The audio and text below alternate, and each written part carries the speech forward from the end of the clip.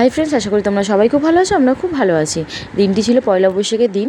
ওই দিন ফার্স্টে আমি স্নান টান করে মা একটা নাইটি দিয়েছিল, নাইটিটা পরে তারপরে আমি গোপু সোনাকে সুন্দর করে রেডি করে দিয়েছিলাম। পুজো টুজো দেওয়ার পরে ওই দিন রান্নাবান্না বাড়িতে ছিল না, কেন আমার জিয়ার জন্মদিন ছিল, নিমন্ত্রণ ছিল, তাই রান্নাবান্না কিছু করিনি। তারপরে ওখান থেকে মাম মাম ডোডো মাম মাম ডোডো মাম মাম ডোডো মাম মাম।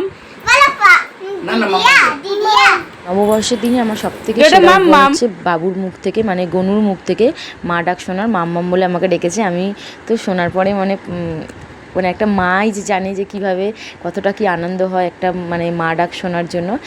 যাই হোক, তারপর ওখান থেকে রুমাদের বাড়ি গেলাম, ওখানে ওদের বাড়ি খাওয়া দাওয়া করে ঠরে তারপর নিচে এসে আবার বাবুকে রেডি টেডি করিয়ে পার্কে গেছিলাম। অনেক লেট হয়ে গেছিলো। পার্কে গিয়ে শেষ মুহূর্তে রায়তাও একটু দোলনা স্লিপ টিলিপ চড়ে নিয়েছে, তাড়াতাড়ি করে চলে আবার বাড়ি আসলাম। বাড়ি এসে আবার সন্ধ্যে টন্ধ্যে দিয়ে আবার রুমাদের বাড়ি গিয়ে মানে জিয়ার বার্থডের কেক কাটিং হলো, কেক কেটে তারপর বাড়িতে চলে এসেছি।